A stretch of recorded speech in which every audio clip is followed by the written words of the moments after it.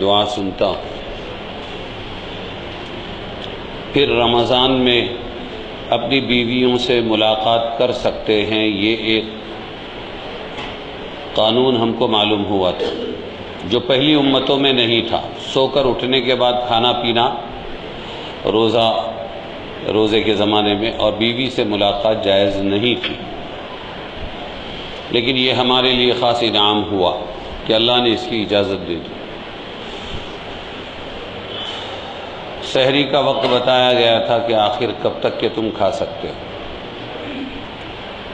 پھر اسی طرح اعتکاف میں اپنی بیویوں سے صحبت نہیں کر سکتے، ملاقات نہیں کر سکتے، یہ اعتکاف کے احترام کے خلاف ہے۔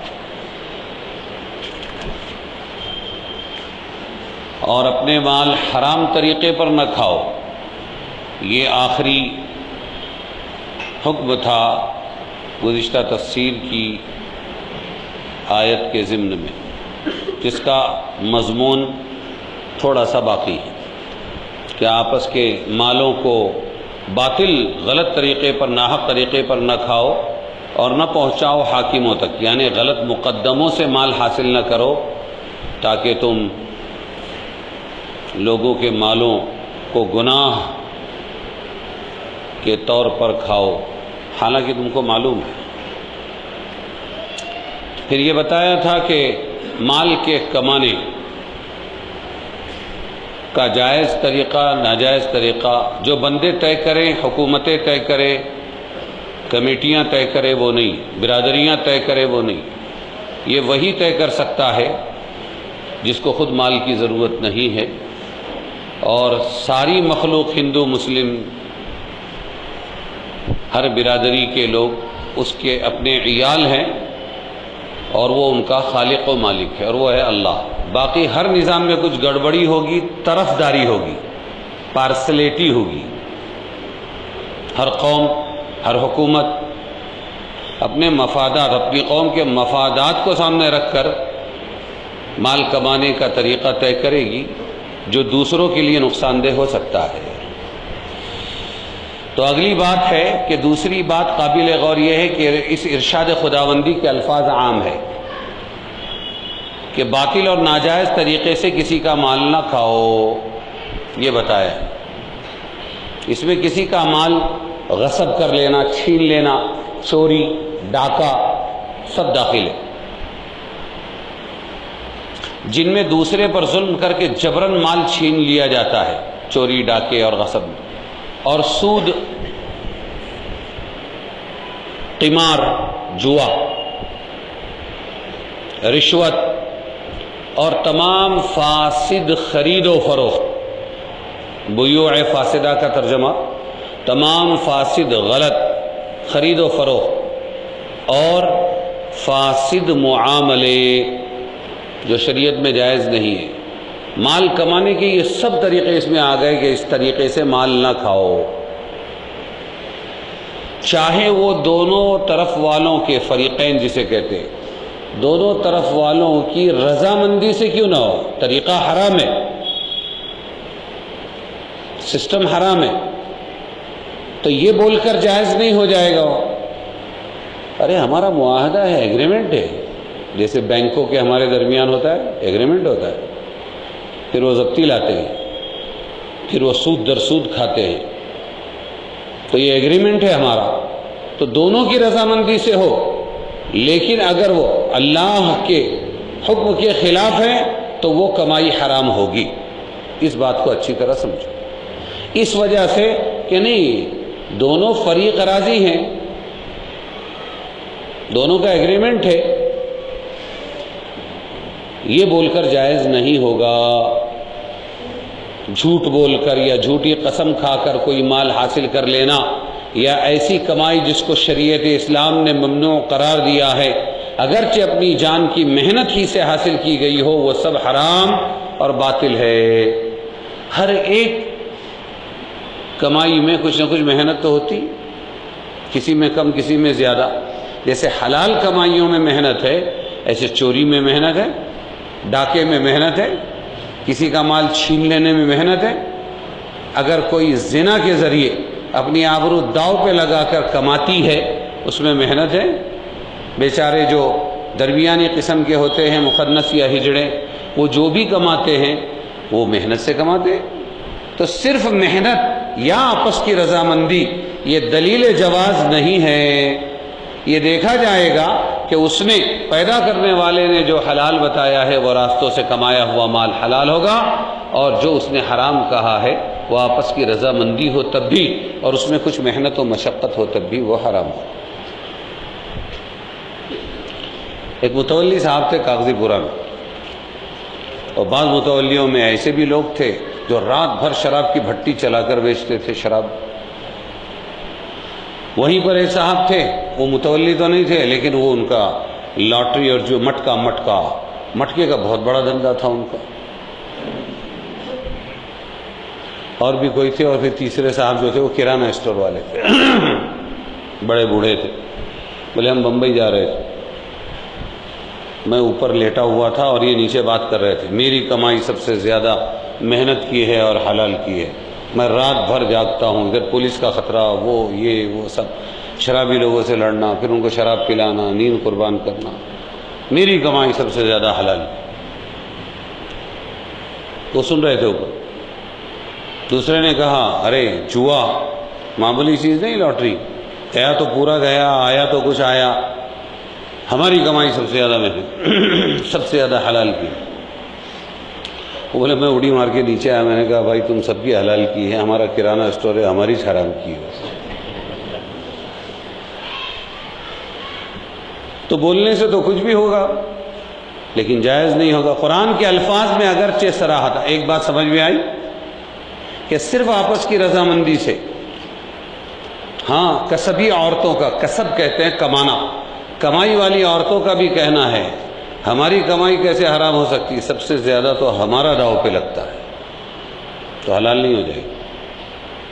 اور میں نے گزشتہ کو ایک مثال دی تھی، شاید وہ میں نے فتویٰ بیان کیا تھا کہ اگر کوئی اپنا حق چھوڑ دیتا ہے، ہماری بھائی تیرے سے کیا لینے کا ہے، ہم کو منہ دکھانا ہے، اس گھر میں آنا ہے، ماں کا گھر ہے، باپ کا گھر ہے، اس لیے میرا حق میں معاف کر دیتی ہوں.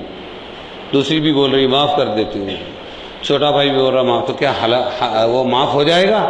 تو میں نے کہا تھا، دارالعلوم دیوبند کا فتویٰ منگایا تھا میں نے کہ تمام حقوق تو معاف ہو سکتے حق چھوڑ پتر سے، اپنا حق یا تونڈی، لیکن میراث کا حق جبری حق ہے.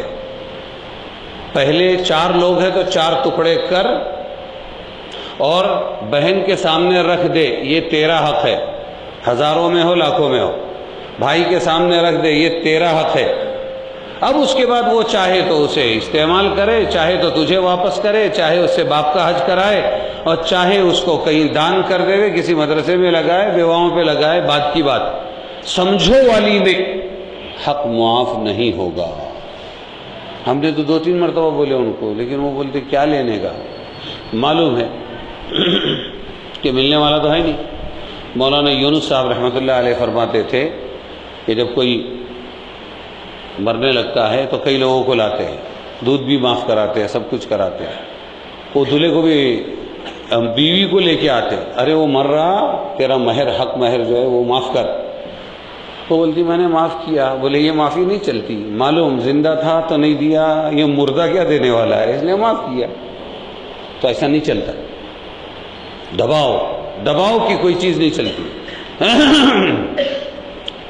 اور قرآن کے الفاظ میں اگرچہ صراحتاً کھانے کی ممانعت مذکور ہے کہ مت کھاؤ آپس کے مال باطل طریقے پر، غلط طریقے پر، لیکن مراد اس جگہ صرف کھانا ہی نہیں، لگانا بھی ہے، بلکہ مطلقاً استعمال کرنا ہے. مال کو غلط استعمال مت کرو، چاہے کھا پی کر یا پہن کر یا دوسرے طریقے کے استعمال سے، مگر محاورے میں اس قسم کے استعمال کو کھانا کہتے ہیں. فلانے کا مال دبا لیا، کھا لیا، اس لیے مت کھاؤ کا ہے. ہر استعمال غلط مال کا ناجائز ہے. کیا ہوا تھا، یہ آیت نازل ہوئی کہ آپس کے مال مت کھاؤ، اور مقدمے کر کے، کیسز کر کے کسی کا مال مت ہڑپو. ایسا کیوں؟ صحابہ کرام رضی اللہ عنہم میں سے 2 صحابہ کا آپس میں جھگڑا ہوا زمین کے بارے میں. حضور صلی اللہ علیہ وسلم کے سامنے مقدمہ گیا، اور اسلام کا قانون بہت آسان. ابھی یہ چند سال پہلے کی بات ہے، یوٹیوب پہ بھی آپ کو مل جائے گا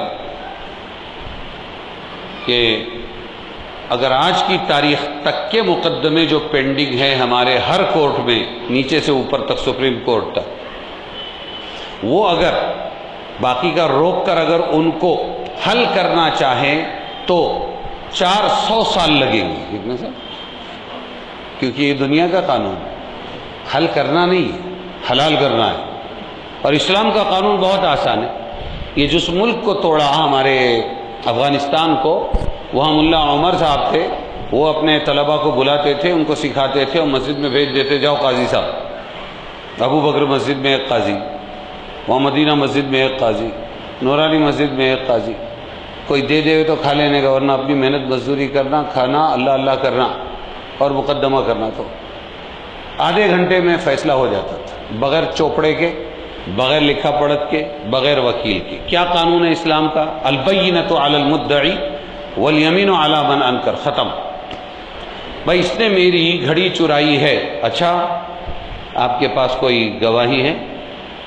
کہ ہاں یہ 2 گواہ ہے، کھڑے ہو، گواہ دو، میں گواہی دیتا ہوں کہ میں نے اس کی گھڑی چراتے ہوئے دیکھا ہے۔ چلو ٹھیک، فیصلہ ہو گیا، ہاتھ کاٹو، جو بھی ہے اس کی چیز کو واپس کرو۔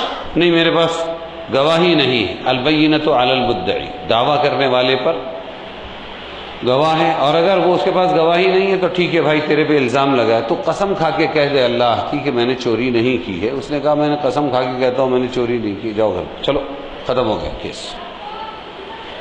یہ اسلام انہوں نے عملاً پیش کیا تھا، اس کا خوف تھا۔ آج بھی یوٹیوب پہ کچھ جیالے لوگ ہیں، وہ بولتے ہیں آؤ اسلام کی طرف، یہی ایک راہ نجات ہے۔ ان کا سسٹم ہی فیل ہے، پلنے کے ذریعے ہے سب۔ تو حضور صلی اللہ علیہ وسلم کے پاس جب وہ مقدمہ پیش ہوا تو مدعی کے پاس گواہ نہیں تھے، جس نے کہا یہ زمین کے بارے میں یہ میرا دعویٰ ہے، تو فرمایا کہ ٹھیک ہے تمہارے گواہ لاؤ، تو گواہ نہیں تھے۔ تو حضور صلی اللہ علیہ وسلم نے شرعی ضابطے کے مطابق مدعا علیہ، جس پر دعویٰ کیا جائے، مدعا علیہ کو قسم کھانے کا حکم دیا۔ اب تم قسم کھا کے کہو کہ تم سچے ہو اور یہ جھوٹا ہے، قسم کھاؤ۔ تو قسم کھانے کی تیاری میں تھا کہ حضور صلی اللہ علیہ وسلم نے نصیحت کے طور پر، ہمدردی کے طور پر اس کو یہ آیت سنائی، ان الذین یشترون بعہد اللہ ثمنا قلیلا اولئک لا خلاق لهم فی الآخرۃ، جو لوگ خریدتے ہیں اللہ کے عہد کے بدلے میں اور اپنی قسموں کے ذریعے بہت معمولی سی چیز، تھوڑی سی زمین، تھوڑے سے پیسے، قسم کھایا تاکہ مل جائے، یہ ہے خریدنا۔ جو لوگ ایسا کرتے ہیں ان کو آخرت میں کچھ نہیں ملنے والا ہے۔ جیسے ہی انہوں نے یہ سنا پیچھے ہٹ گئے، جھوٹی قسم کھا رہے تھے تو پیچھے ہٹ گئے۔ جس میں قسم کھا کر کوئی مال حاصل کرنے پر وعید، ڈرایا گیا ہے۔ صحابی نے جب یہ آیت سنی تو قسم کھا کر قسم کو چھوڑ دیا اور زمین مدعی کے حوالے کر دی، بھئی یہ لے لیں۔ آخرت کے یقین کو پیدا کرو۔ جب آخرت کے یقین کا یقین ہوگا اور استحضار ہوگا تو دنیا کی بڑی بڑی قربانیاں دینا آسان ہو جائے، اور یہ بچپن میں سکھائے گا۔ وَبِالْيَوْمِ الْآخِرِ وَالْقَدْرِ خَيْرِهِ وَشَرِّهِ مِنَ اللَّهِ تَعَالَى وَالْبَعْثِ بَعْدَ الْمَوْتِ، وہاں پڑھا تھا آپ نے ہیڈ لائنز، اس کو اب ہمارے گھروں میں بار بار مذاکرہ کر کے کہ بھئی آخرت پر یقین کیا ہے؟ جنت ہے، نعمتیں ہیں، ہمیشہ کی راحت ہے، سکون ہے۔ یہ دنیا کی ایک بالش زمین بھی اگر کسی نے چرایا تو 7 زمینیں گردن میں ہوگی، لمبی گردن کی جائے گی، لوگ کہیں گے زمین چور آ رہا ہے۔ اور جنت گئی نہیں، اپنے کو تو وہ منگتا ہے، پھر چھوڑ دو، غلط ہے تو صحیح ہے تو لے لو۔ اس واقعے میں آیت نازل ہوئی جس میں ناجائز طریق پر کسی کا مال کھانے یا حاصل کرنے کو حرام قرار دیا ہے کہ تم آپس کے مال حرام طریقے پر نہ کھاؤ، اور آخر میں خاص طور پر جھوٹا مقدمہ بنانے اور جھوٹی قسم کھانے اور جھوٹی گواہی دینے اور دلوانے کی سخت ممانعت ہے۔ ایک ہے مال غلط طریقے پر کھانا، اور ایک ہے مال کھانے کے لیے غلط طریقے پر جھوٹے مقدمے کیسز بنانا، یہ بولو پھر یہ لکھو پھر ایسا ہو جائے گا پھر ویسا ہو جائے گا۔ جیسے آج کل گھروں کے اندر لڑائیاں ہوتی ہیں، کیا بولتے ہیں کون سا کیس ہوتا ہے وہ ڈاوری کیس کون سا ہوتا ہے، پورے خاندان کو اٹکا دیتے، اس کی ماں نے ایسا بولی، اس کی بہن نے ایسا بولی، میری نند نے ایسا بولی، سب کو اٹک کر۔ تو جھوٹے مقدمے، اس کی ممانعت آئی کہ جھوٹے مقدمے اور کیسز مت بناؤ، اس پر وعید آئی ہے وَتُدْلُوا بِهَا إِلَى الْحُكَّامِ، کہ تم لے جاؤ مقدموں کو حاکموں اور ذمہ داروں کے پاس تاکہ تم لوگوں کا مال ناجائز طریقے پر کھاؤ، ایسا مت کرو، حالانکہ تم کو معلوم ہے کہ یہ غلط۔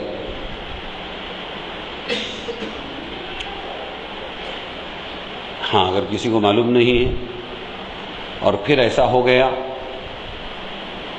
تو وہ اس وعید میں داخل نہیں ہے۔ حضور پاک صلی اللہ علیہ وسلم خود فرماتے تھے انما انا بشر، میں بھی بشر ہوں۔ کیا فرماتے تھے؟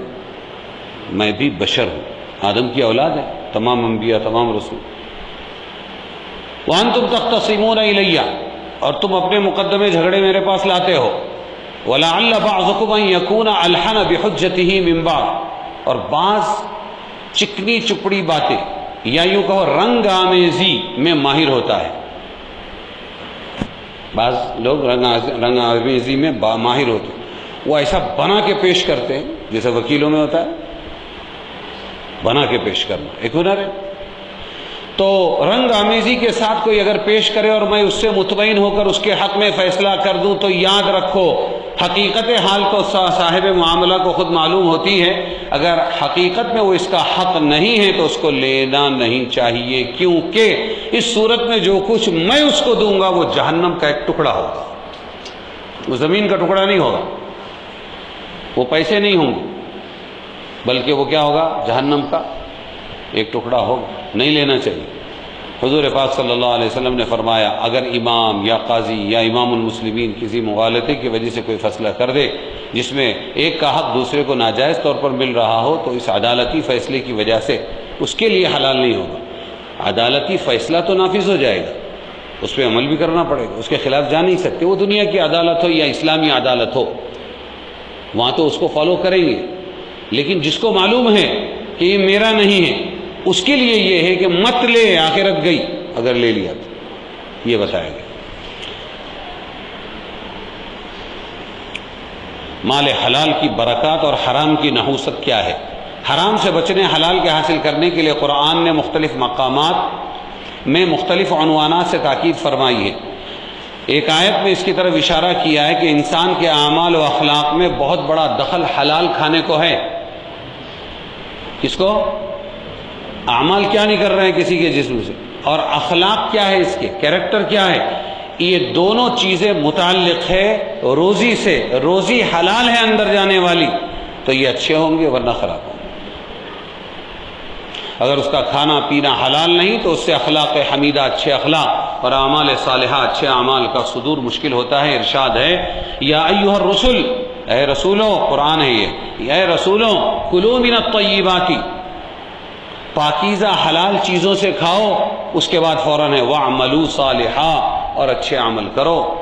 اچھے عمل کرنے کے حکم سے پہلے پاکیزہ روزی کھانے کا حکم ہے۔ انی بما تعملون بصیر، جو تم عمل کرتے ہو میں دیکھ رہا ہوں۔ آپ صلی اللہ علیہ وسلم ایک حدیث میں فرمایا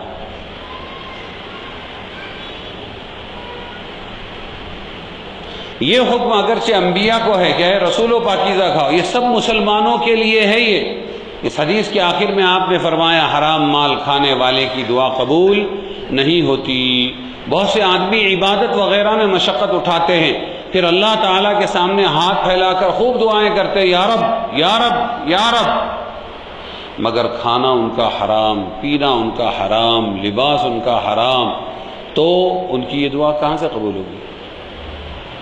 رسول کریم صلی اللہ علیہ وسلم کی تعلیمات کا ایک بہت بڑا حصہ اسی کام کے لیے وقف رہا۔ زندگی میں آپ نے یہ کام بہت کیا کہ لوگوں کو حرام سے بچانے اور حلال کے استعمال کی ہدایت دی۔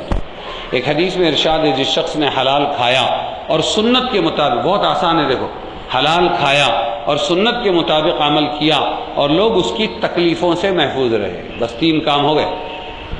کیا کیا اس نے؟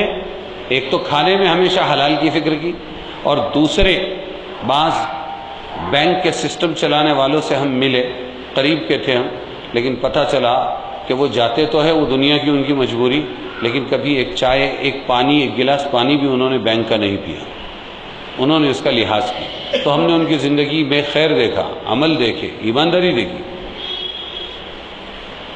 تو فرمایا کہ ایک تو کھانا کیا رکھے؟ حلال، اور دوسرے سنت کے مطابق عمل کرے، اور تیسرے ہمیشہ اس بات کی کوشش میری زبان سے اور میرے ہاتھ سے کسی کو تکلیف نہ پہنچے۔ اگر یہ 3 کام کر لیا وہ جنت میں جائے گا۔ یہ 3 کام کرنے پر کیا ہوگا؟ وہ جنت میں جائے گا۔ صحابہ کرام نے عرض کیا، رسول اللہ آج کل تو یہ حالات آپ کی امت میں عام ہیں، بیشتر مسلمان ان کے پابند ہیں، یہ کرتے ہیں۔ آپ نے فرمایا ہاں، آئندہ بھی ہر زمانے میں ایسے لوگ رہیں گے جو ان احکام کے پابند ہوں گے، بہت سے رہیں گے اور بہت سے بیچارے پھسل جائیں گے۔ ایک دوسری حدیث میں حضور صلی اللہ علیہ وسلم نے حضرت عبداللہ ابن عمر رضی اللہ عنہما سے فرمایا، 4 خصلتیں ایسی ہیں جب وہ تمہارے اندر موجود ہو تو پھر دنیا میں کچھ بھی حاصل نہ ہو تمہارے لیے کافی ہے۔ 4 چیزیں حاصل کر لو۔ ایک، امانت کی حفاظت، امانت میں خیانت نہیں کرنا، امانت کی کیا کرنا؟ حفاظت کرنا، امانت کی حفاظت۔ دوسرے، سچ بولنا، یہ سب جڑ ہے، ہاں خیر کی جڑ ہے یہ۔ تیسرے، حسن خلق، اچھے اخلاق رکھنا اپنے ہمیشہ۔ اور چوتھے، کھانے میں حلال کا اہتمام۔ یہ 4 کام کر لو، پھر دنیا میں کچھ نہ ملا تب بھی تم جیت گئے۔ کیا کیا 4 چیزیں ہیں بھائی؟ امانت کی حفاظت، اور سچ بولنا، جھوٹ نہیں بولنا، حسن خلق، اچھے اخلاق، اور چوتھے حلال کھانا۔ حضرت سعد ابن ابی وقاص رضی اللہ عنہ سے نے حضرت صلی اللہ علیہ وسلم سے درخواست کی کہ میرے لیے دعا فرما دیجیے، میں مقبول الدعا ہو جاؤں، میری دعائیں قبول ہو، میں مقبول الدعا ہو جاؤں، جو دعا کیا کروں قبول ہوا کرے۔ آپ نے فرمایا، اے سعد، اپنا کھانا حلال اور پاک بنا لو، مستجاب الدعوات بن جاؤ گے، تمہاری دعائیں قبول ہو۔ کھانا حلال بنا تو دعائیں قبول ہوگی۔ اور قسم ہے اس ذات کی جس کے قبضے میں محمد کی جان ہے، بندہ جب اپنے پیٹ میں حرام لقمہ ڈالتا ہے تو 40 روز تک اس کا کوئی عمل قبول نہیں ہوتا۔ نماز بھی چل رہی ہے، تلاوت بھی ہے، روزے بھی ہیں، لیکن حرام جا چکا ہے تو کتنے روز؟ یہ حضور فرما رہے ہیں 40 روز تک اس کا کوئی عمل قبول نہیں ہوتا۔ اور جس شخص کا گوشت حرام مال سے بنا ہو اس گوشت کے لیے تو جہنم کی آگ ہی لائق ہے۔ اللہ ہماری حفاظت کرے، کوشش کرو، مشق کرو، کوشش کرو۔ حضرت عبداللہ ابن مسعود رضی اللہ عنہ فرماتے ہیں، رسول اللہ صلی اللہ علیہ وسلم نے فرمایا، قسم ہے اس ذات کی جس کے قبضے میں میری جان ہے، کوئی بندہ اس وقت تک مسلمان نہیں ہوتا جب تک اس کا دل اور زبان مسلمان نہ ہو جائے۔ زبان سے کہہ بھی دیا لا الہ تو کیا حاصل، دل و نگاہ مسلمان نہیں تو کچھ بھی نہیں۔ اقبال، دل و نگاہ، زبان سے کہہ بھی دیا لا الہ تو کیا حاصل، دل و نگاہ مسلمان نہیں تو کچھ بھی نہیں۔ اقبال حدیث اور قرآن پڑھ کے شعر بولتے تھے۔ دیکھو آپ نے فرمایا، قسم ہے اس ذات کی جس کے قبضے میں میری جان ہے کہ کوئی بندہ اس وقت تک مسلمان نہیں ہوتا جب تک اس کا دل اور زبان مسلمان نہ ہو جائے، اور جب تک اس کے پڑوسی اس کی تکلیفوں سے محفوظ نہ ہو جائے۔ پڑوسی کو ستا رہے ہیں، خصوصاً ہمارے پنڈوے میں، پارکنگ کا عذاب تو الگ ہی عذاب ہے، ٹریفک کا عذاب الگ ہی عذاب، اور پھر پڑوسیوں کا عذاب۔ ضرورت ہے اس کے دروازے پہ ڈھکیل دی، ادھر کچرا پھینک دیا، اور بچے ہیں تو وہ تو بھگتنا ہی پڑے گا تم کو بھائی، ہمارے بچے ہیں۔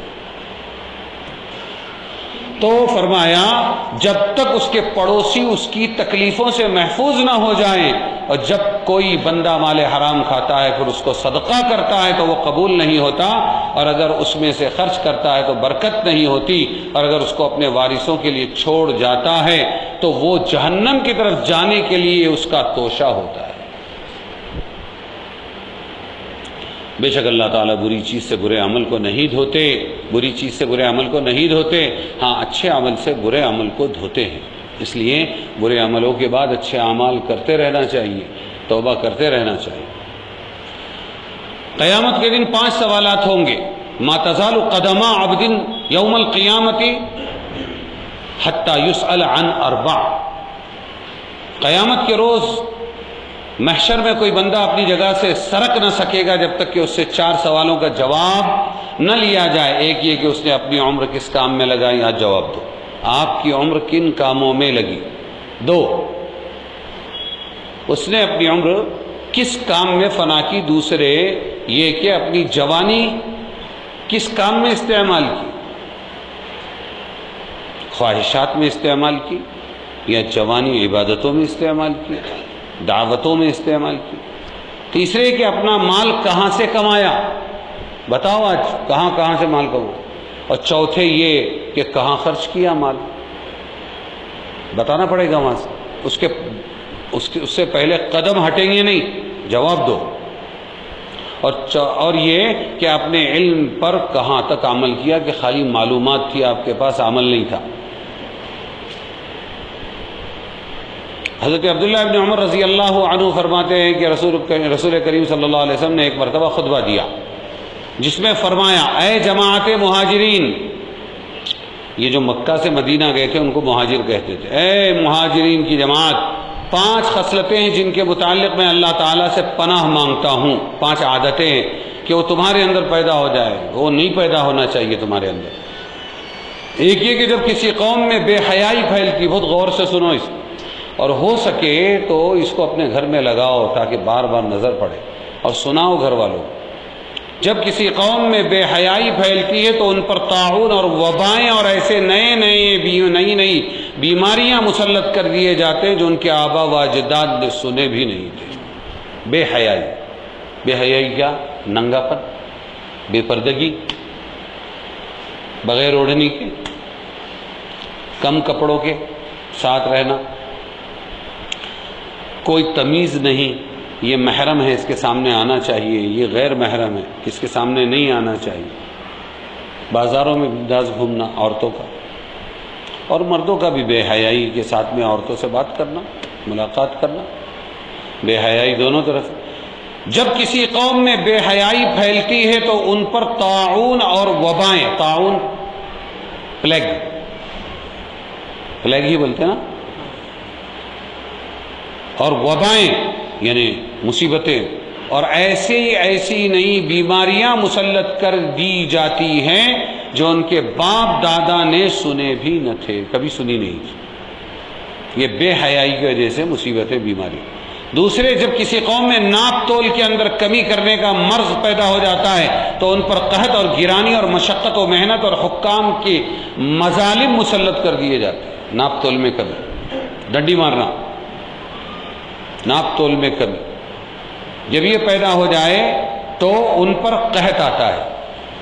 کیا بولیں گے؟ قحط، دشکار، قحط، گرانی، مہنگائی، گرانی یعنی مہنگائی، اور مشقت، تکلیف اور محنت، اور حاکم و بادشاہوں کی طرف سے ظلم والے ٹیکسز، قانون یہ آ جاتے ہیں۔ تیسرے، جب کوئی قوم زکوٰۃ ادا نہ کرے تو بارش بند کر دی جاتی ہے۔ چوتھے، جب کوئی قوم اللہ اور اس کے رسول کے عہد کو توڑ ڈالے، یعنی دین پر نہ چلے، توڑ ڈالے، تو اللہ ان پر اجنبی دشمن مسلط کر دیتا ہے جو ان کے مال بغیر کسی حق کے چھین لیتا ہے۔ پانچویں، جب کسی قوم کے ارباب اقتدار، ذمہ دار لوگ، ارباب اقتدار اللہ کی کتاب کے قانون پر فیصلہ نہ کریں اور اللہ تعالیٰ کے نازل کردہ احکام ان کے دل کو نہ لگے، ہے مسلمان، حکومت اسلامی، لیکن ان کو اللہ کا قانون نہیں جچ رہا اور وہ اللہ کے قانون کو نافذ نہیں کریں، اللہ تعالیٰ ان کے آپس میں نفرتیں اور لڑائی جھگڑے ڈال دیتے ہیں۔ ابن ماجہ کی روایت۔ یسألونک عن الأہلہ، اے محمد صلی اللہ علیہ وسلم، آپ سے لوگ چاند کے بارے میں پوچھتے ہیں، چاند کے احوال کیا ہیں؟ صحابہ نے بہت کم پوچھا ہے، ٹوٹل قرآن میں 12 جگہ ہے کہ صحابہ نے پوچھا ہے، ورنہ صحابہ خاموش رہتے تھے کہیں بے ادبی نہ ہو جائے. تو اس میں ایک یہ سوال ہے کہ چاند کے بارے میں پوچھتے ہیں، چاند کے احوال کیا ہے؟ آپ فرما دیجئے کہ یہ مقررہ اوقات ہے، لوگوں کے لیے بھی مقررہ اوقات ہے، حج کے لیے بھی. اور نیکی یہ نہیں ہے کہ تم گھروں میں پیچھے سے دیوار پھاند کر آؤ، بلکہ لیکن نیکی یہ ہے کہ تم متقی بنو اور گھروں میں آیا کرو دروازے سے، اور اللہ سے ڈرو تاکہ تم فلاح کو، کامیابی کو پہنچو. اور تم قتال کرو، لڑائی کرو اللہ کے راستے میں ان لوگوں سے جنہوں نے تم سے لڑائی کی ہے، اور تم حد سے زیادتی مت کرو، بے شک اللہ تبارک و تعالی زیادتی کرنے والوں کو پسند نہیں کرتا. اور تم ان مشرکوں اور کافروں کو قتل کرو ایسی جس جگہ ان کو پاؤ.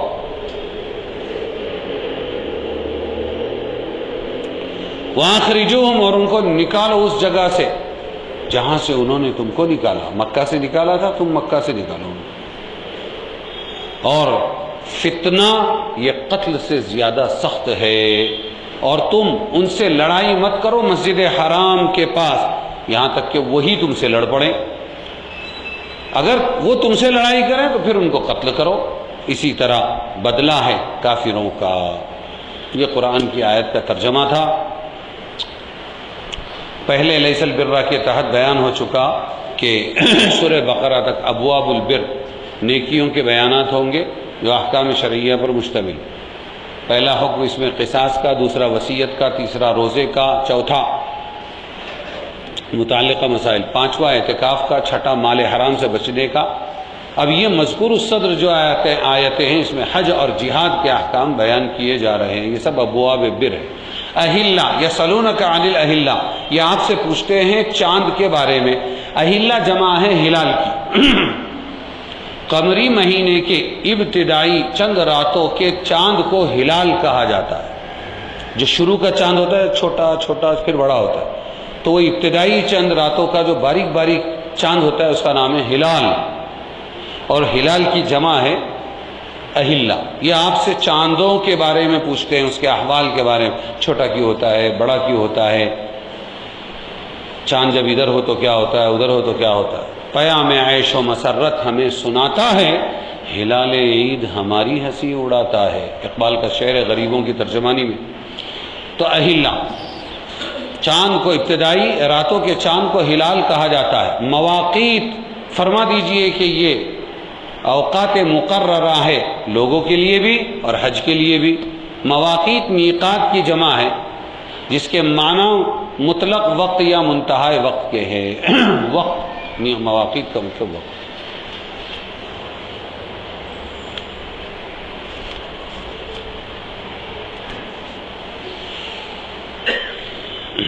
بعض آدمی آپ سے ان چاندوں کے ہر مہینے گھٹنے بڑھنے کے بارے میں پوچھتے ہیں، کیا فائدہ ہے اس کا؟ آپ فرما دیجئے کہ فائدہ اس کا یہ ہے کہ وہ چاند اپنے اس گھٹنے اور بڑھنے کے اعتبار سے اعلی شناخت اوقات ہے، یعنی آپ کو اس سے وقت کا پتہ چلتا ہے، چاند سے وقت کا پتہ چلتا ہے. اور حج کے ایام وغیرہ یہ بھی آپ کو معلوم پڑتے ہیں. بعض لوگ اسلام سے پہلے آگے آیا تھے اصل میں. لیس البر بان تأتوا البیوت من ظہورها، گھروں کے پیچھے سے آنے میں کوئی نیکی نہیں، متقی بنو یہ نیکی.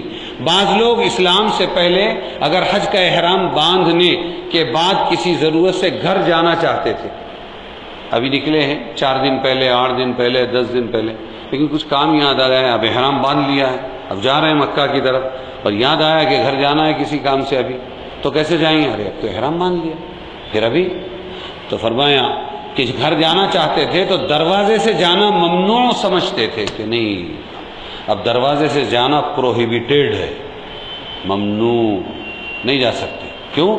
ہم تو یار عبادت کے لیے نکل گئے. پھر کیا کرنا چاہیے؟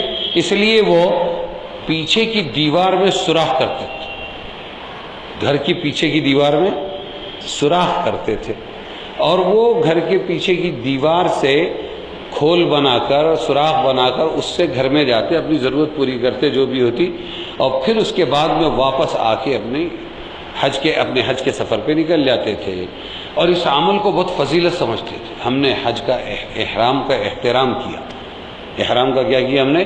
احترام. اللہ تعالیٰ نے اس کے متعلق حج کے ذکر کے بعد یہ فرمایا کیا یہ کوئی نیکی نہیں ہے کہ گھروں میں پیچھے سے آؤ. نیکی تو متقی بننا ہے، پرہیزگار بنو اور گھروں میں سیدھا سیدھا دروازوں سے آیا کرو. ضرورت پر کیا کرو؟ دروازوں سے آیا کرو. اور اس میں کوئی فضیلت نہیں کہ گھروں میں ان کی پشت کی طرف سے آیا کرو، لیکن فضیلت یہ ہے کہ کوئی شخص حرام چیزوں سے بچے، اور چونکہ گھروں میں دروازے کی طرف سے آنا حرام نہیں ہے اس لیے اس سے بچنا بھی ضروری نہیں ہے. سو اگر آنا چاہو تو گھروں میں ان کے دروازوں سے آؤ. اور اصل اصول تو یہ ہے کہ اللہ تعالیٰ سے ڈرتے رہو. اس سے البتہ امید ہے کہ تم دونوں دنیا میں کامیاب ہو جاؤ گے. اور یہ جو آگے آیا وَقَاتِلُوا فِي سَبِيلِ اللَّهِ، اللہ کے راستے میں لڑائی کرو ان لوگوں سے جنہوں نے تم سے لڑائی کی ہے، اور زیادتی مت کرو، اور اللہ زیادتی والوں کو پسند نہیں کرتا. اور اس جگہ ان کو جہاں پاؤ مارو، قتل کرو، اور ایسی جگہ سے نکالو ان کو جہاں سے انہوں نے تم کو نکالا. اور فتنہ جو ہے یہ قتل لڑائی سے بھی بڑھ کر ہے. یہ کیوں کہا؟ 6 ذی قعدہ ہجری میں 6 ہجری میں ذی قعدہ کا مہینہ تھا. حضور صلی اللہ علیہ وسلم عمرہ کرنے کے لیے مکہ مکرمہ جانے لگے. اس وقت تک مکہ معظمہ مشرکین کے قبضے اور حکومت میں تھا. حکومت ان کی. ان لوگوں نے حضور اور آپ کے ساتھیوں کو مکہ کے اندر جانے سے حدیبیہ کے مقام پر 8 کلومیٹر ہے وہاں روک دیا. آخر بڑی گفتگو کے بعد صلح حدیبیہ جس کو کہتے ہیں، حضور نے اپنی بات نیچے رکھی اور ان کی بات مان لی. یہ معاہدہ قرار پایا کہ آئندہ سال، ابھی جاؤ واپس، تمہارے احراموں کے ساتھ واپس جاؤ، آئندہ سال تشریف لاؤ اور عمرہ ادا کرو. انہوں نے اپنی ورد چڑھ رکھی، آج نہیں جانے دیں گے. پھر 7 ہجری ذی قعدہ میں پھر آپ اسی قد سے تشریف لے چلے. اب چلے عمرے کے لیے معاہدے کے مطابق. لیکن آپ کے ساتھی مسلمانوں کو یہ اندیشہ ہوا کہ شاید مشرکین اپنا معاہدہ پورا نہ کریں، جیسے عادت تھی ان لوگوں کی. پھر لڑیں گے، پھر روکیں گے، اور آمادہ مقابلہ و مقاتلہ نہ ہو جائے کہ مارنے پہ نہ آ جائے. تو ایسی حالت میں نہ خاموش رہ سکیں گے اور مقابلہ کیا جائے. تو ذی قعدہ کا مہینہ ہے اور یہ قابل احترام مہینہ ہے، اس میں تو لڑائی نہیں ہونی چاہیے. اب کرے تو کیا کرے؟ چپ رہیں تو مصیبت ہے، لڑیں تو مصیبت ہے. اور یہ مہینہ 4 مہینوں میں سے ایک ہے جن کو اشہر حرم، محترم مہینے کہا جاتا ہے. 4 مہینوں میں اس وقت تک قتل و قتال حرام اور ممنوع تھا. مشرکین بھی حرام مانتے تھے. یہ 4 مہینے ذی قعدہ، ذی الحجہ، محرم، یہ 3 تو لگاتار ہے، اور رجب ابھی آئے گا شعبان سے پہلے. یہ 4 مہینے تھے. غرض مسلمان اس تردد اور پریشانی میں تھے کہ اللہ نے یہ آیت نازل کی کہ تم ڈر رہے ہو وہ لوگ پھر لڑیں گے اور مہینہ احترام والا ہے. تو سنو کہ ان خاص معاہدہ کرنے والوں کے ساتھ آپسی معاہدے کی وجہ سے تم کو اپنی جانب سے ابتدائی قتال کرنے کی اجازت نہیں. تم شروعات مت کرنا لڑائی کی، لیکن اگر وہ خود عہد شکنی کرے، اپنا وعدہ عہد توڑ دے اور تم سے لڑنے کو آمادہ ہو جائے تو اس وقت تم کسی طرح کا اندیشہ دل میں مت لانا، اور بے تکلف تم بھی لڑو اللہ کی راہ میں، یعنی اس نیت سے کہ یہ لوگ دین کے مخالف ہیں. کیا نیت ہونی چاہیے؟ دین کے مخالف ہیں. لڑو ان لوگوں کے ساتھ جو عہد توڑ رہے ہیں، تمہارے ساتھ لڑنے لگے اور از خود وہ معاہدے کی حد سے نکل جائیں. تم مت نکلنا، تم زیادتی مت کرو، معاہدے کی حد سے مت نکلو، اللہ کو پسند نہیں ہے. پھر فرمایا ان کو قتل کرو جہاں ان کو پاؤ، چاہے ان کو مکہ سے باہر نکال کر جہاں چاہے تم ان سے لڑو.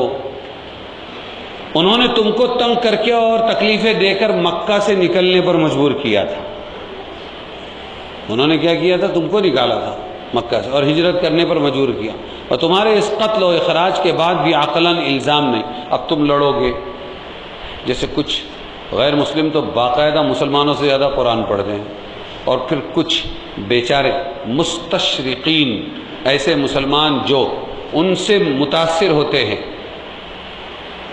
تو وہ بیچارے کیا کرتے ہیں کہ وہ اتنے خالی یہ اپنا کرٹیکل پوائنٹ لے لیتے ہیں کہ قتل کرو. تمہارے قرآن میں, اپنے قرآن میں یار یہ کیسا لکھ دیا, کیا لکھ دیا کہ ان کو قتل کرو جہاں چاہے پاؤ. تو ساتھ ساتھ میں اللہ نے تمام سوالوں کا جواب بھی دے دیا. اور وہ کیا جواب دیا کہ تمہارے اس قتل اور اخراج کے بعد بھی عقلاً تم پر الزام نہیں آئے گا, کیونکہ عہد شکنی جو ان سے واقع ہوگی, وہ لوگ توڑیں گے نا عہد, جو ان سے واقع ہوگی بڑی شرارت کی بات ہے. تو شرارت وہ کریں گے, اور ایسی شرارت نقصان میں تم جو قتل کرو گے اس سے زیادہ بھاری ہے. تو الزام تم پر نہیں آئے گا. اور انہوں نے پہلے تم کو نکالا تھا اور فتنہ کیا تھا, اور قتل سے بڑی چیز تو فتنہ ہے. تو تم پھر لڑتے ہوئے مت ڈرنا, گھبرانا مت, کیونکہ اس قتل و اخراج کی نوبت اس شرارت ہی کی بدولت پہنچی. اور علاوہ معاہدے کے ان کے ساتھ ابتداً قتال کرنے سے ایک اور امر بھی مانے ہے کہ حرم شریف یعنی مکہ اور اس کا گردا گرد ایک واجب الاحترام جگہ ہے, اس میں قتال کرنا احترام کے خلاف ہے. اس لیے اگلا حکم دیا کیا کہ ان کے ساتھ مسجد حرام کے قریب اور اس کے ارد گرد میں جو حرم کہلاتا ہے, قتال مت کرو, لڑائی مت کرو, باہر کرو یا مت کرو, جب تک کہ وہ لوگ وہاں تم سے خود نہ لڑیں. اگر انہوں نے ہی احترام چھوڑ دیا اور حرم کے اندر تم کو دیکھ کر کہ یہ تو ماریں گے نہیں, ہم مارنے لگ گئے, ہاں اگر وہ کفار خود ہی لڑنے کا سامان کرنے لگے تو اس وقت پھر تم کو بھی اجازت ہے, تم کو بھی اجازت ہے کہ تم بھی ان کو مارو دھاڑو. ایسے کافروں کی جو حرم میں لڑنے لگے ایسی ہی سزا ہے.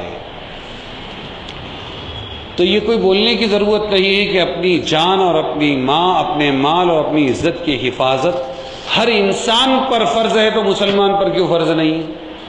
یہ کوئی سوچنے یا پوچھنے والی بات ہے, یا جہاد کے فتوے علماء جاری کریں اس کے انتظار کی ضرورت ہے. عام بات ہے, کوئی بھی سامنے سے جب مارنے کے لیے آئے تو آدمی اپنا بچاؤ کرتا ہے. جانور کو یہ تمیز ہے تو ہم کو کیوں نہیں ہے؟ البتہ غفلت میں تیاری نہیں ہے, جان بچانے کی ٹریننگ نہیں ہے, یہ ہماری بھول ہے, ہم نے یہ سیکھا نہیں ہے. شریعت نے روکا نہیں, شریعت نے تو حکم دیا وَأَعِدُّوا لَهُم مَّا اسْتَطَعْتُم مِّن قُوَّةٍ وَمِن رِّبَاطِ الْخَيْلِ تُرْهِبُونَ بِهِ عَدُوَّ اللَّهِ وَعَدُوَّكُمْ وَآخَرِينَ مِن دُونِهِمْ لَا تَعْلَمُونَهُمْ اللَّهُ يَعْلَمُهُمْ. اور تیاری کرو, وَأَعِدُّوا لَهُم مَّا اسْتَطَعْتُم, جتنی تمہاری طاقت ہو سکتی ہے, اور جتنے گھوڑے یعنی سواریاں تم سے ہو سکتی ہیں, اور جتنی پناہ گاہیں تم تیار کر سکتے ہو, تم اس کی تیاری کر کے رکھو. ان کے لیے, دشمنوں کے لیے اپنی تیاری سے رہو. مَا اسْتَطَعْتُم مِّن قُوَّةٍ وَمِن رِّبَاطِ الْخَيْلِ ترہبو, کیوں تیاری کرو؟ ترہبون بِهِ عَدُوَّ اللَّهِ وَعَدُوَّكُمْ, اس کے ذریعے تم ڈراؤ گے, رعب ڈالو گے. کس پر؟ عدو اللہ, اللہ کے دشمنوں کو ڈراؤ گے, اور تمہارے دشمن ہیں ان کو بھی ڈراؤ گے. اس لیے تیاری رہنا چاہیے ہمیشہ. یہ تو جو تم کو نظر آ رہے ہیں وہ دشمن ہیں. وَآخَرِينَ مِنْهُمْ لَا تَعْلَمُونَهُمْ, اور ان میں کچھ الگ ہیں اور بھی ہیں جن کو تم جانتے بھی نہیں, وہ تمہارے دشمن ہیں, لیکن وہ ڈریں گے تمہاری تیاری سے. تم تیاری میں رہو, اللہ نے کہہ دیا تم تیاری میں رہو. وَآخَرِينَ مِنْهُمْ لَا تَعْلَمُونَ اللَّهُ يَعْلَمُهُمْ, اللہ ان کو جانتا ہے. اب کون سے حکم کی ضرورت ہے اور انتظار ہے؟ لیکن یہاں فرق ہو جاتا ہے کہ کچھ لوگ بغیر تار کے کھمبے کی طرح اگر جھکے تو اس طرف جھک جاتے ہیں. نہیں بھائی, اپنا اللہ اللہ اللہ اللہ سبحان اللہ الحمدللہ, بس اتنا اچھا. اب وہ مارنے دھاڑنے والے لوگ نہیں ہیں. یہ بھی غلط ہے, قرآن کے خلاف ہے. کیا تیاری کی آپ نے؟ خدا نے آج تک اس قوم کی حالت نہیں بدلی, نہ ہو جس کو خیال خود اپنی حالت کے بدلنے کا. قرآن کہتا ہے ان اللہ لا یغیر ما بقوم حتی یغیروا ما بانفسہم. ان کا تقویٰ کیا نبی کے تقوی سے بڑھ گیا؟ نبی نے تیاریاں کی ہیں, نبی نے تیاریاں کرائی ہیں. اور کچھ ایسے ہیں کہ بغیر تار کے کھمبے جھکے تو ادھر گئے, جیسے صدام حسین جیسے لوگ. کہ انہوں نے کہا تیاری کرو، اور تیاری بغیر قرآن کے کرو، اور تیاری بغیر حدیث کے کرو، اور تیاری بغیر نماز کے کرو، اور تیاری بغیر اللہ کے کرو، اور تیاری بغیر توکل کے کرو۔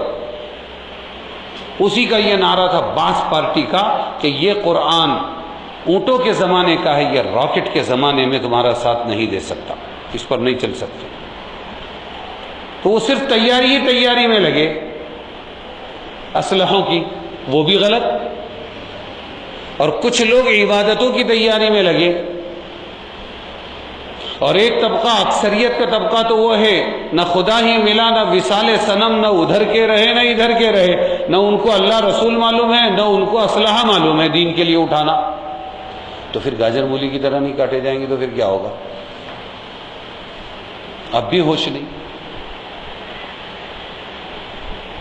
یہ وہ شریعت ہے جو کہتی ہے کہ قربانی جب کرو تو ہر ایک قربانی جس کی ہے اس نے اپنے ہاتھ سے ذبح کرنا چاہیے۔ تو ہمارے ایک مفتی صاحب ہے، بولے مفتی صاحب میں نے جب تذکرہ کیا، بولے مفتی صاحب میرا معمول ہے کہ گھر کی مستورات کی طرف سے جو بکرے وغیرہ ذبح کیے جاتے ہیں، مرد تو مرد کا ذبح کرتے ہیں، ہمارے گھر کی عورتیں اپنا جانور خود ذبح کرتی ہے، ورنہ جو قوم اپنی مرغی اور بکری ذبح نہ کر سکے وہ کسی کو کیا ذبح کرے گی، وہ کیا تیاری کرے گی؟ اسلام تو یہ کہتا ہے اپنا جانور خود ذبح کرو، کم سے کم درجے میں ذبح نہیں کر سکتے وہاں کھڑے رہو، برداشت کرنے کی طاقت ہو۔ خیر بہت کچھ ہے اور بہت کچھ کیا جا سکتا ہے، لیکن ہم ہی اگر سوتے رہے تو پھر اللہ کو اور اسلام کو کوئی الزام نہیں، ہمیں تیاری کرنا چاہیے۔ یہ بات چلی اس پر کہ تم اپنی طرف سے زیادتی مت کرو، لیکن یہ کب کہا اللہ نے کہ تم کٹ جاؤ، مٹ جاؤ، لٹ جاؤ، قتل ہو جاؤ، ذبح ہو جاؤ؟ یہ کب کہا اللہ نے؟ حرم میں بھی تم اپنی طرف سے مت کرو، وہاں پر لڑنا مارنا منع ہے، لیکن انہوں نے شروعات کر دی یہ سمجھ کر کہ یہ تو کچھ کرنے والے نہیں ہیں، حرم کا احترام کریں گے، مسلمان ہیں، تو پھر مارو ان کو، تو پھر تم بھی مت چھوڑو، پھر حرم کا احترام بازو رکھ کے حرم میں مارو۔ جب حرم کے اندر لڑنے کا حکم اللہ دے رہا ہے اپنی جان، مال، عزت، آبرو، اسلام بچانے کے واسطے، تو جو کچھ ہو رہا ہے وہ تو آج حرم کے باہر ہی ہو رہا ہے نا۔ کتنا بڑا فرض ہے اپنی جان بچانا، کتنا بڑا فرض ہے اپنی عزت بچانا، کتنا بڑا فرض ہے اپنے اہل و عیال کو بچانا، کتنا بڑا فرض ہے اپنی زمینیں بچانا۔ تو یوں ہی آٹومیٹک ہو جائے گا سب کام؟ نہیں۔ اس کے لیے میں نے دوسری آیت بتائی آپ کو، آج کا موضوع نہیں تھا لیکن وہ چھڑ گیا تو بتا دیا آپ کو، وہ آیت بتا دی کہ اللہ فرما رہا ہے تیاری کرو بھائی، ہاں تیار رہو، فزیکل اعتبار سے، مینٹلی اعتبار سے، ذہنی اعتبار سے، ہر اعتبار سے تیار رہو۔ اور کیوں تیار رہو؟ یہ قوم اپنے لیے نہیں، یہ قوم تیاری کرے سارے عالم میں جو مظلوم ہیں ان مظلوموں کو انصاف دلانے کی تیاری کرے۔ وہ جس کے بارے میں کہا جاتا ہے 22 مرتبہ آیا اور آ کر لوٹ کر لے کر گیا، آیا نہیں تھا، میرے گھر میں کوئی آ نہیں سکتا میری اجازت کے بغیر، پورے بھارت کو پار کر کے وہ کونے سے یہ کونے تک آنے والا 22 مرتبہ آیا، دنیا تماشا دیکھے یہ نہیں ہو سکتا۔ مظلوموں نے بلایا تھا اور وہ مظلوموں کی مدد کرنے کو آتے تھے، تو مسلم قوم مظلوموں کی مدد والی قوم ہے، تو تیاری بہت بڑی ہونی چاہیے، مظلوموں کی مدد والی تیاری ہے۔ اللہ کے بندوں پر ظلم ہو رہا ہے، پھر ہماری زندگی کس کام کی؟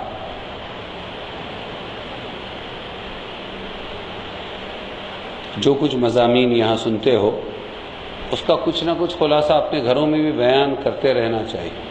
ہمارا سب سے بڑا جرم یہ ہے کہ ہم صرف سنتے ہیں لیکن اس کی جگالی نہیں کرتے ہیں، اس کو ریپیٹ نہیں کرتے، اس کو کچھ ہم اپنے دماغوں میں اور ذہن میں بساتے نہیں ہیں اور اپنے گھروں میں وہ سناتے نہیں ہیں۔ اب کون سا راستہ ہے ان بیچاریوں اور ان بچوں کے اندر دین آنے کا یا یہ قرآن کا پیغام پہنچنے کا کون سا راستہ ہے بتائیں؟ تو کچھ نہ کچھ پوائنٹس بولتے رہنا چاہیے۔ اللہ تعالی ہمیں عمل کی توفیق۔ اللہم صلی علی سیدنا مولانا محمد وعلی آل سیدنا مولانا محمد مبارک وسلم۔ اللہ لا الہ الا هو الحی القیوم وعنت الوجوہ للحی القیوم یا احد الصمد الذی لم یلد ولم یولد ولم یکن له کفوا احد یا ارحم الراحمین یا ذا الجلال والاکرام۔ اللہم آت نفسی تقواها وزکیها انت خیر من زکاها انت ولیها ومولاها ربنا تقبل منا انك انت السمیع العلیم وتب علينا انك انت التواب الرحیم۔ وصلی اللہ تعالی على خیر خلقه محمد وآلہ واصحابہ اجمعین برحمتک۔